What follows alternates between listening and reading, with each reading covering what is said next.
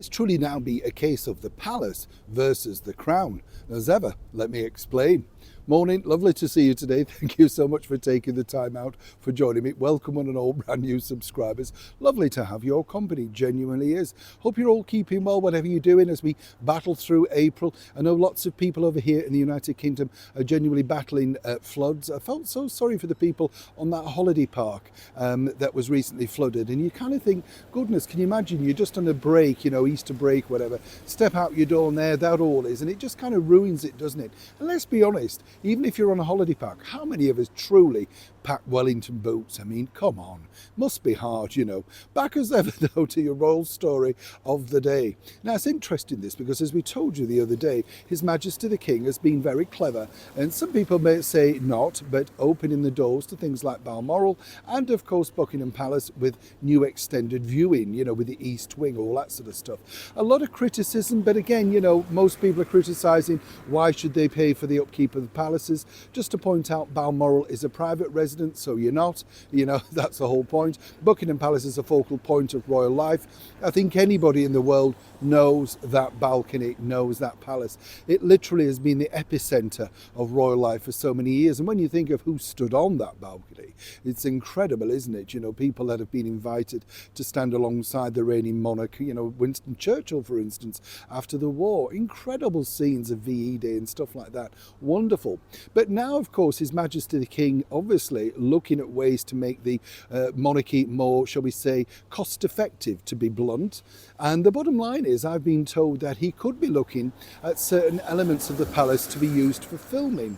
Now, there's 775 rooms inside Buckingham Palace. It wouldn't be too much of a stretch. And it's interesting to note, isn't it, that this would fetch an incredible amount of money.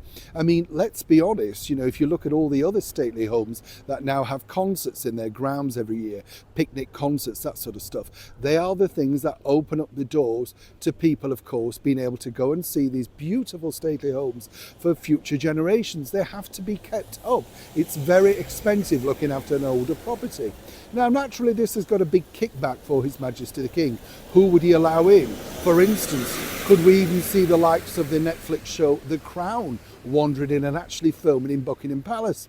They must be steaming. They spent a fortune on green screen trying to get a realistic look, and suddenly there it is round the door, perhaps the door opening for future filming.